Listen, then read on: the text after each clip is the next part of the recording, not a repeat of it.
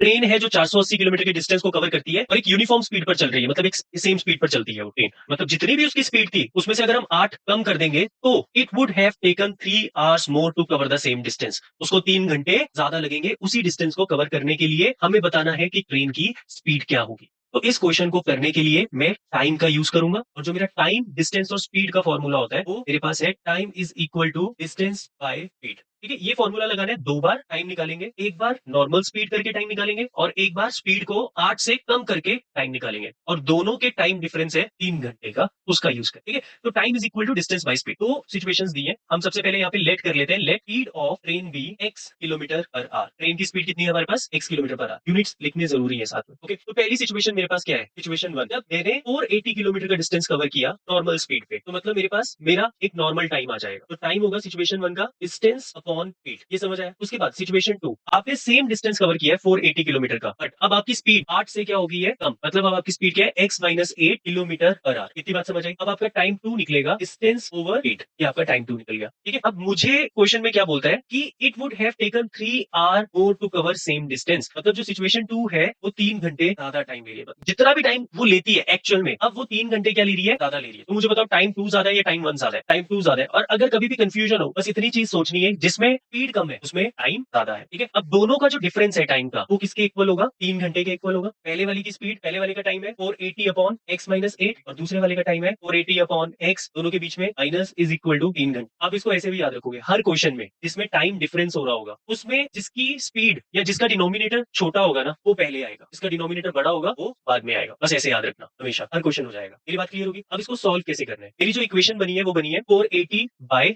x minus 8 minus 480 by x is equal to 3। ये मेरी equation बनी है, इसको मुझे सॉल्व करना है। ऊपर से क्या कॉमन आ रहा है? 480, अंदर क्या बचेगा? 1 upon x minus 8 minus 1 by x is equal to 3। 480, इसमें से एलसीएम ले लेना। ठीक है, जब आप एलसीएम लोगे, इसको बोलते हैं क्रॉस मल्टीप्लाई वाला एलसीएम। ये x 1 से मल्टीप्लाई हो जाएगा तो x आ जाएगा, माइनस ये x माइनस 8 जब 1 से मल्टीप्लाई होगा तो इसको ब्रैकेट में रखना जरूरी है। ठीक है, upon x into x minus 8 is equal to 3। आपको बताइए ये 3 480 से कट सकता है ना? तो यहाँ पर आ जाएगा 160, तो आएगा 160 x minus x plus 8 upon x minus 8 is equal to 1। ये x और ये x कैंसिल हो जाएगा। अब 160 को 8 से मल्टीप्लाई कर दो और इसको इधर शिफ्ट कर दो। ठीक है, तो आपके पास क्या आएगा? 160 into 8 1280 is equal to x square minus 8x। यहाँ तक समझ आया? इसको इधर शिफ्ट कर देते हैं, आपके पास क्या आएगा? x square minus 8x minus 1280 is equal to 0। अब यहाँ से आया x square minus 40x plus 32x minus 1280 is equal to 0। अब आपको बताया था x स्क्वायर का कोफिशिएंट क्या है? 1, तो डायरेक्टली मैं x minus 40 and x plus 32 लिख सकता हूँ। देयरफॉर x की वैल्यू क्या आ जाएगी? या तो 40 या फिर माइनस 32। स्पीड हमारी माइनस में नहीं हो सकती, देयरफॉर स्पीड ऑफ ट्रेन जो है वो है 40 किलोमीटर पर आवर। समझ आया क्वेश्चन पूरा?